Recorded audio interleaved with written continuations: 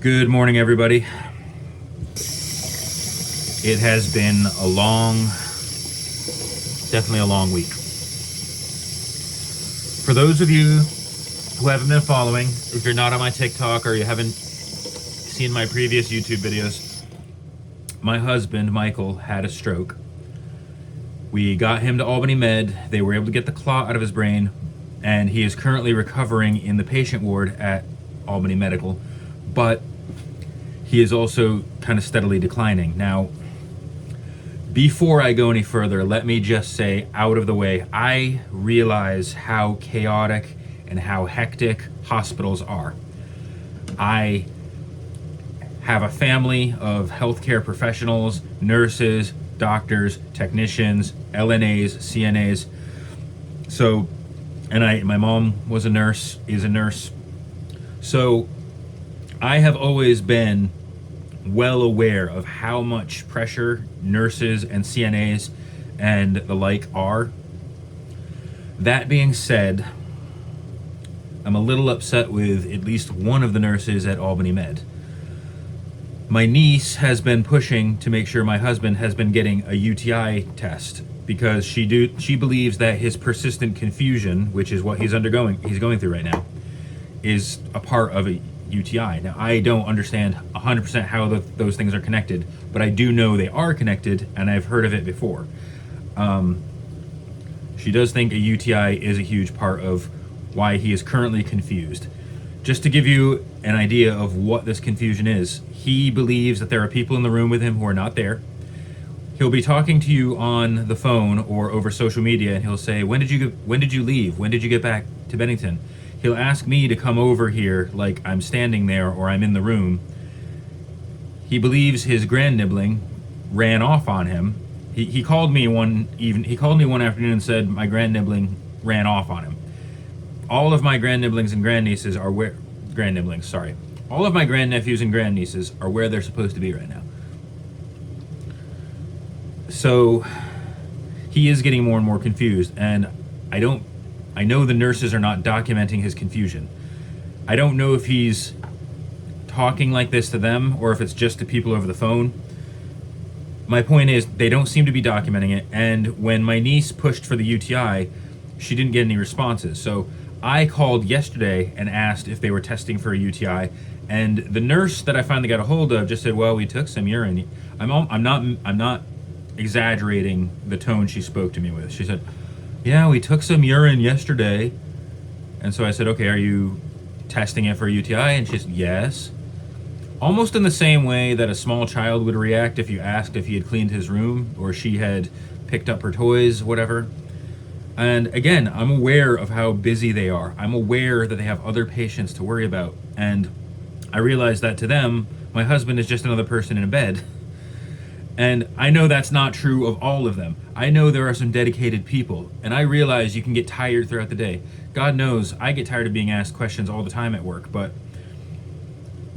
then again, where I work, I'm not dealing with somebody's loved one. Nobody's coming to my store because they collapsed in their backyard.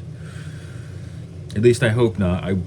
Honestly, I can't rule anything out at this stage. All right, so this is where we are now. All right, let me get the shaving cream on, because y'all came to watch me shave in that order.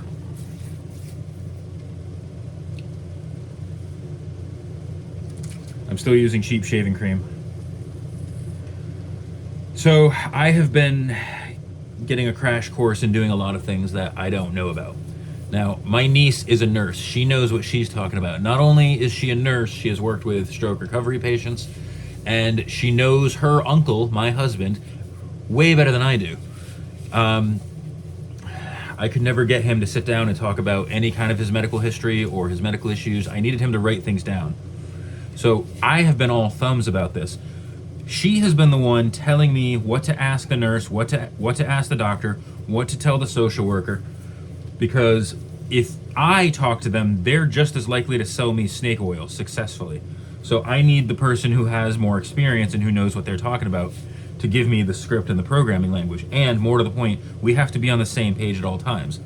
Now, I have stopped updating everybody in the family about progress because When I get a piece of information, if I don't know all the details, I'm twice as likely to spread misinformation and give people the wrong idea.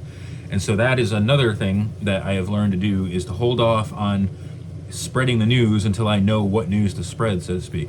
But all right, so the thing we've had to do is first the social worker has to send out referrals to various rehab facilities. Michael is in desperate need of an acute facility. Like, he needs attention. Right now, he's not in a good position to be on his own. I definitely can't take care of him at home, because while I'm away at work, he could easily wander off. And a home healthcare nurse is going to have visiting hours. They're going to have certain hours. They're not going to be able to stay with him all day, and it's just not feasible. And I'm not sure he is going to be violent, but he could wander off. He could try to get behind the wheel of a car. There are 1,000 things that could go wrong, and he needs a place where they are not only watching him, but they are actively working on his recovery. They are actively doing the therapies needed to get him back to a level of functioning, which is what he really needs right now. And the place that is best for this, I am told, in my area or within the vicinity is Sunnyview Rehab.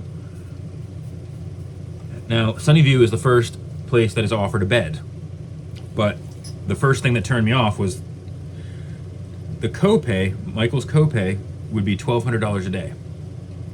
Now that turned me off at first, because as an autistic person, my first instinct is to be very literal. So when you tell me that I'm going to owe somebody $1,200 a day, in my mind, I'm thinking that I'm going to have $1,200 on me every 24 hours to pay the bills. I know how ridiculous that sounds, but that is just how my brain works.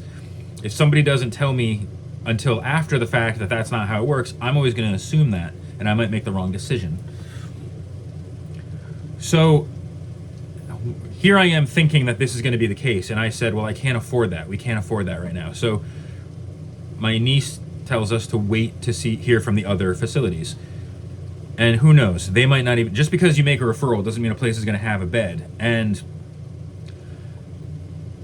the other day I had talked to Michael, and he once again kept asking me, where's our car? Where's the car I just bought? Where are the keys to the car? Now I'm going to give him my kidneys on a silver platter before I give him the keys to a car, much less a car that he can drive. And the thing is, at this point, I'm just realizing I'm his husband. I have to step up my game right now. I need to figure this out. So, without any prompting, after I got off of work yesterday, I called Sunnyview myself, and I asked, because somebody did mention a payment plan. And so I'm like, all right, I called Sunnyview, and I'm like, listen, I'm just trying to get my husband the best help he needs. Let's see what the payment plan is, and let's see what we can work out. And then the administration guy called me back and said, so here's how it works. You're not going to get a bill until after he's discharged. And one of two things is going to happen. We're going to either qualify for Medicaid or some other kind of funding, or we're just going to make payments. And I'm like, yes, that makes perfect sense. And I'm going to be really honest here. I don't care what the payments are or how much we owe this place. If it gives Michael the best chance at recovery, I will lick every brick of that building clean just to pay for it. And yes, I will definitely start another GoFundMe, and I will try to raise some money to help allay the costs. But even if we don't successfully raise any money, or even if everybody treats me like I'm an idiot, or, oh, you're a lol cow looking for whatever, I don't care. I am his husband. I am going to step up and take care of him the way a husband is supposed to take care of his spouse. So right now, I need to get to Michael's workplace, his former job, well, his current job. Look, I don't know what's going to happen here, but I need proof of his last day of work, which is going to be easy because that was literally the day of the seizure. See, not the seizure, the stroke, sorry. The day he collapsed, the day he went to the hospital, that was the last day he worked. I remember every second of that day. But I need the human resources person to send the fax to the admissions people at Sunnyview so that he can screen us for Medicaid or other payment options, like other payment alternatives. Now, I'm not going to start the GoFundMe until I've spoken to my niece, until we've worked out exactly how to present it. because right now it seems like all we really need to do is work out a price tag. But I figure we can't do an exact price. We're going to have to do at least a vague, like, we're going to have to at least do, look, assuming it's $1,200 a day, and let's say he's there for a year, we're going to have to at least cover half of whatever the bill is. And so I'm going to start a GoFundMe with a modest amount, which in this case I'm told is somewhere in the $10,000 range. And if I'm understanding this correctly, $10,000 will barely cover a fraction of the final bill. But even if we can get a large chunk of the bill taken care of, that's going to be useful. I already had somebody send me some money through PayPal to assist, and I really do appreciate them. I'm not going to mention their name on this channel or on this video, but they know who they are, and I do thank you. And when I start the GoFundMe, I'm going to make sure everybody understands exactly what it's going towards, because not only is it going to go towards the bills at Sunnyview, it's also I'm also going to try to cover the loss of income from my husband, just because there are some bills we have to pay, and it's not going to be much of a homecoming if he doesn't have the home to come to. Now, I have a job. I am currently working, so I will be paying as many bills as possible from my earned funds. But I won't lie, and I will not lie and say that we won't use some of the GoFundMe funds towards bills and things at the house, and towards making sure Michael has a home to come home to. And there's also the potential of, when he shows improvement, when he is well enough to leave Sunnyview, we're either going to transfer him to the home he wanted to go to, which is close by, or we're going to have a home person here at my house, at our house. And there's obviously going to be expenses associated with that. He's not going to be able to drive for quite a while. The way I understand it, legally he can't even drive because of this, until he's passed some kind of test. So we're going to have to figure out how he's going to get around when I'm not here, how he's going to make appointments.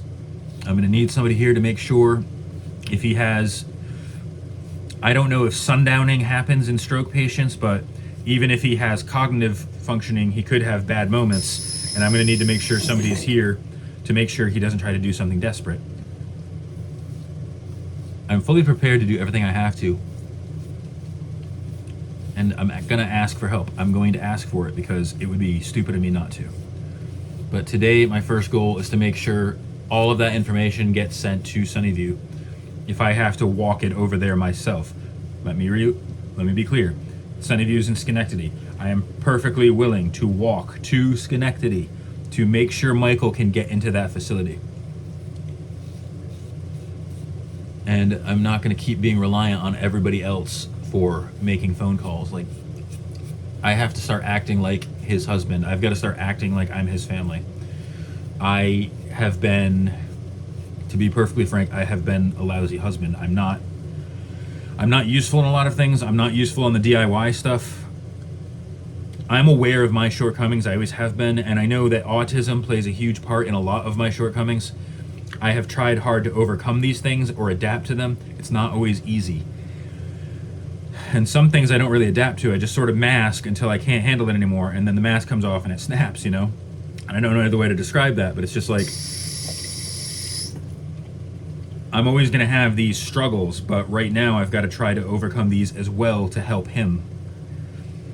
And I just hope people understand that this is where this is all coming from. When I do start the GoFundMe and when I do ask for help, I'm not trying to live at large. Literally all I want is to have Michael home, safe, healthy. I want him recovering. I want him to have a semblance of his old life. I want him to be able to interact with his nieces and nephews and his grandnibblings, and I want him to have as much of a life as possible. Look, if I had the money, he would be a man of leisure for the rest of his days. But at the moment, I'm willing just to accept any help at all, just to help him get through to the next day, every day. And I am going to try so hard to learn to do the things that I have not ever been taught how to do. But once again, I just want to thank everybody for their support, even if it's just emotional support. I do have people that care, and it's hard for me to accept that some days because I have always grown up with people whose care had a price tag. And it's unusual for me to have so many family members asking what's going on, what can I do, and not only asking what I can do, but actually doing it. So I am going to act like a member of this family, and I'm going to take care of Michael. And thank you for watching this all the way to the end, and thank you for following along and keeping up to date with everything that's happening. Have a great day, be safe, treat each other with dignity and respect.